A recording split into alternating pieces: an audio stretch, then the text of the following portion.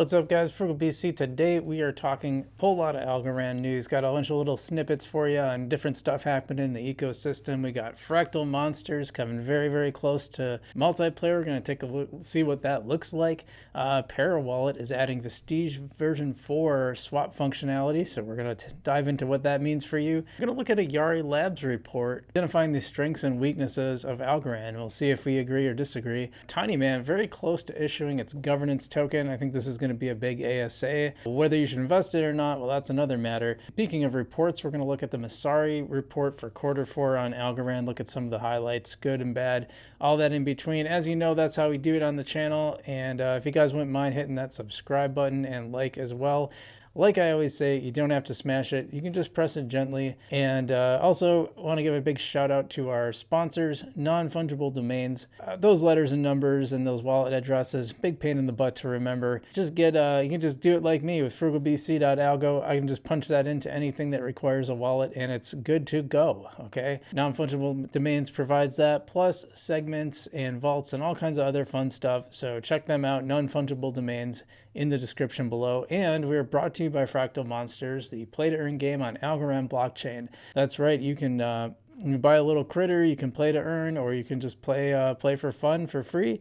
Either one. It's kind of like a cross between Tamagotchi and Pokemon with a little bit of Smash Brothers thrown in. We got a news item coming up about that later, and as I always like to identify whenever I'm covering news in that area, I like to identify that they are in fact a sponsor, which non-fungible domains and Fractal Monsters are. So check out links for both of those in the description below. Plus, for like a great deal I have for Lofty, get some money off of your get some money for free when you invest your first $50. I'll get a little bit back too. So just keep that in mind. Also got links for Ledger and all kinds of other deals in the description. But let's get to the news. Let's just start with this Fractal Monsters piece because this is a short little one and I think it looks really cool. So Fractal says, hey, things might seem a little bit quiet at Fractal lately, but behind the scenes we've been diligently working on bringing multiplayer functionality to life. This is what it's going to kind of look like. Imagine a world where players compete for ASA items and tokens hidden across the map. Now, that's going to be really cool. Just look at that. Pull this out a little bit just so you can see it.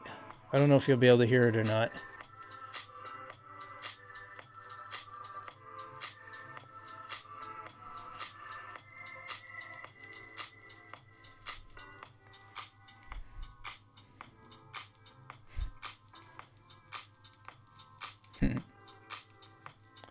Yeah, I think that looks really neat. I've been really happy. One of the reasons I chose for them to be a sponsor on the channel is because they just keep following the roadmap. They keep building new things. They keep working on it. It doesn't feel extractive. Like a lot of play to earn games feel very extractive. Like they're just trying to get you to buy the next NFT. And I don't really get that sense from Fractal Monsters. I think they're doing it right, which is why I chose to partner with them as a sponsor for the show. So keep up the good work, Fractal. And let's get on to the next item. And that has to do with Parawallet adding a new swap functionality, which is Vestige version 4 swap functionality. And I have to say the Vestige swap works pretty smoothly. I've used it a few times. Most of the time I do TinyMan just because it's kind of a habit, but you can actually, the swaps work pretty well in Vestige. So let's look at this news item. Para has recently deployed the game-changing Vestige Fi swap version 4. It's efficient swaps with smaller price impacts, so that's cool. You know, you usually don't want your swapping to have too much of a price impact, especially at these smaller levels, you know. Also faster, smoother transactions and more. As the official swap mechanism for Para, V4 adds a new standard in the DeFi space. And I don't know, what do people say? Like, people just seem happy about it. Yeah, no pushback there. So that's just a cool little piece of news. I like when things can work more efficiently and faster and better. That's always a good thing. Not much to comment on there besides that. Keep up the good work. And let's move on. Okay, so I think this one is interesting. Now, I have not looked at this. I'm going to come in fresh, just like you guys. So we're gonna read the report together. But this is from Yeti Labs, and they identified strengths and weaknesses of Algorand. We're going to dig into this a little bit and just see. I think this is going to be interesting. This is one of two. So this is going to be one of two reports we're going to look at. And this is a series they have. Our blockchain Achilles heel series. And so it sounds like they're doing more than just Algorand, but this one is Algorand, and I saw this and I thought it'd be worth looking at. Quick summary. So in our inaugural Blockchain 3.0 Achilles heel series, we dissect Algorand's key innovative features and vulnerabilities, highlighting its centralized relay network, which is actually changing. Okay, so let's see. We explore potential risks like censorship and security threats, and look to Algorand's decentralization plans, emphasizing the challenges and hopes for Blockchain 3.0. Blockchain trilemma of security, scalability, and decentralization they put up here, which kind of weird that Algorand isn't on here, because a lot of people have said that Algorand solves the trilemma. Others would argue, well, not so much when it comes to decentralization. Kind of depends on what your definition or how much decentralization you like. And decentralization is an interesting term because maybe I'm in the minority, but I don't think like 100% decentralization is the best thing. I don't think, do we all want to be making like every decision for a blockchain? Like, I know a lot about this stuff, and I don't feel comfortable wouldn't feel comfortable making a lot of these decisions. So we do need some experts working on this stuff, some people might disagree with me. I get it. I think there's a balance to be had. You don't want, I think we're all sick of like the banks just kind of doing whatever they want and giving, they borrow your money, they put it in risky investments, and if they succeed, you don't get a cut of that. But you've also, if their risky bet makes them go under, you suffer for that, right? So here they list some of the key features: scalability and speed, reliable and security, affordable ability and sustainability. Agree with that. Yeah, and we're talking like 0.02 of a percent, 0.02 of a cent, of 2 cents, I guess. Yeah, no, of a cent. Yeah, sorry. Revolutionary programmability and cryptography, cryptographic breakthroughs. And they particularly highlight the Dharma Market project, which is kind of interesting. Innovative atomic swaps for efficient and secure trading of NFTs without the need of smart contracts. So it says it's not just another player, it's a beacon of innovation in the blockchain space, reshaping what is possible for speed, security, and programmability, especially now that we're at 2.8 seconds. Did they talk about the speed in speed? Yep, they did. Yeah, so they're caught up with the Atomic Lambda update. Good for them. Here they're talking about the simplifying Algorand's network with the peer-to-peer gossip protocol and the centralized the relay nodes, which they call the centralized postal service. Yeah, we just learned about that. So we just learned that there's going to be some, more nodes. Nodes are actually going to be paying, which means you can do it. The participation nodes are designed for accessibility, lightweight enough to operate on low resource devices like Raspberry Pi. Okay, so and that's a big deal because the relay nodes require quite a bit of here's what the hardware is for that, which I've kind of talked about. Pretty expensive to run a relay node. They kind of call out the absence of rewards, which bring into question the network's long-term sustainability and security, which I think they realize too, that just not enough people participated, because it is kind of a lot to participate. So they really go into the node bit. Here's how many nodes. North America has 39 nodes, Europe has 37, Asia 22, South America 3, Australia 2, and Africa 3. So not a lot of nodes going on.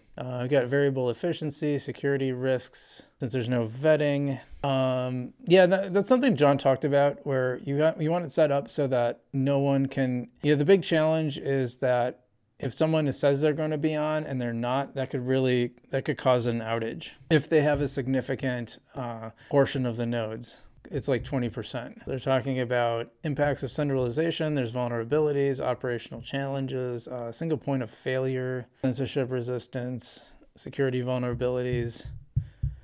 This is all the thing, all related to having a centralized relay structure. And then they're just kind of talking about the light relay nodes. I don't think we talked about that on the channel yet.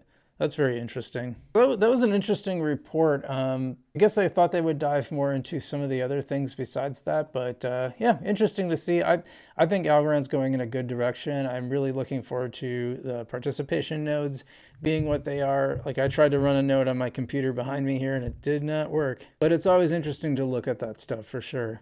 Well, let's look at the TinyMan governance token, because I think this is kind of an interesting piece of news. TinyMan did not have a token for a long time. I've heard an argument, and I kind of leaning toward it that a lot of these projects don't necessarily need their own token, but something as large as TinyMan, I can sort of see how it could be helpful. So let's take a look at this. All right, TinyMan's 2024. We're closer than ever to releasing Tiny Token and governance, set to revolutionize community participation and catalyze Algorand's growth. Plus, get ready for a big year with our cross-chain advancements and CEX partnerships, centralized exchange partnerships. Well, let's just see what the roadmap says. All right, so here's some key achievements. Robust user engagement. They saw over 54,500 unique swappers and 8.6 million swaps. So that's pretty cool. That's a pretty big number, but definitely like to see that even increase even more. Trading volume of 183 million. Algo USDC pair alone boasted over 1 million transactions. That's pretty cool, which is 110. That was 110 million of the 183 volume. That's more than 50%. Very interesting. Leading ASA trade coverage. So they led the way in ASA trades on the Algorand network, accounting for about 60%. And of course, the targeted DeFi rewards program, which I like that they've now set these up so that they coincide with the governance. It just makes a lot of sense. So they helped distribute 6 million in algo rewards. Key developments was the automated market maker V2, Tealish, which is a significant step in making smart contract development accessible and user-friendly.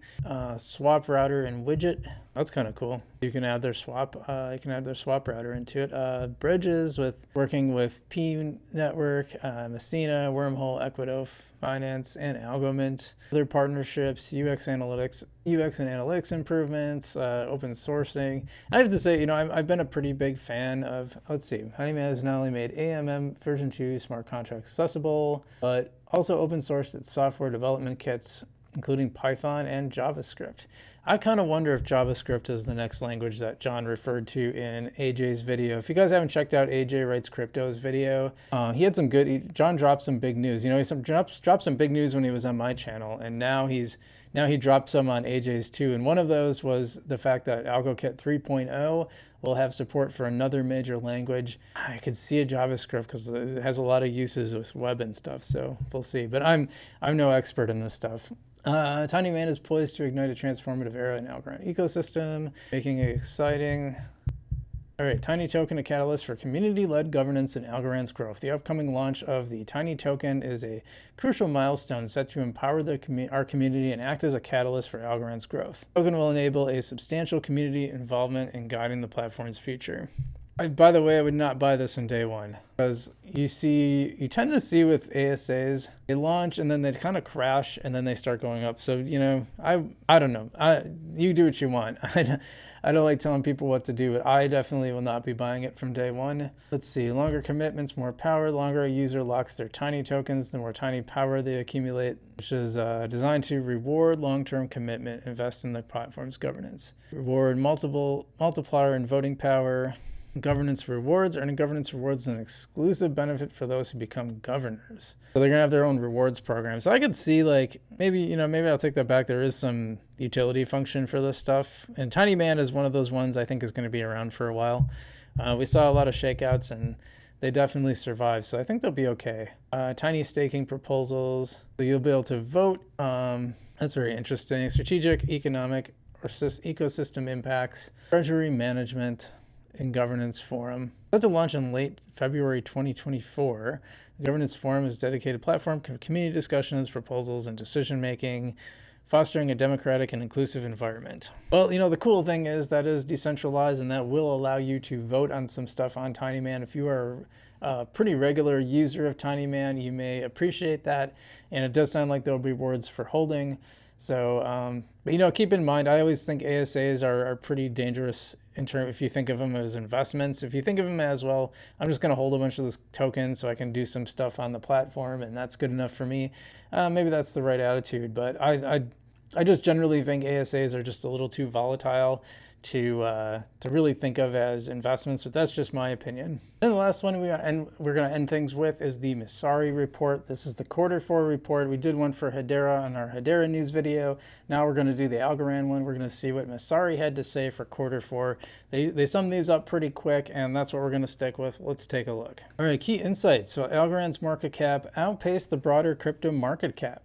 growing by 123% compared to 53% quarter over quarter. That's huge. That's great. That's nice to see. I know we did see some increase in value in Algorand as far as market cap. We got into the 40s. Now we're back down to the 50s, which kind of sucks. But Algorand added 1.9 million new addresses in quarter 4. That's an increase. That's an increase of 72% quarter over quarter. So that's really awesome. That means more people are coming into Algorand.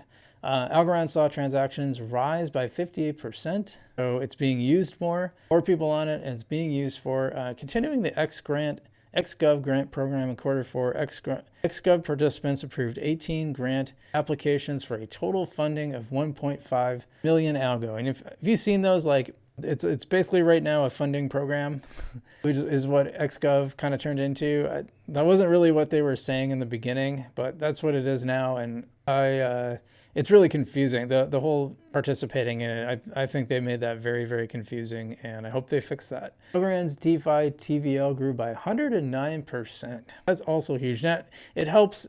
I think we've talked about this on the channel before, but TVL is a tricky metric because the price of the coin has a huge impact on TVL. So it might not necessarily mean more activity, because the price has been climbing the last few months. Obviously it started to go down a little bit again, but it had been, remember, it was 8 cents not that long ago, right?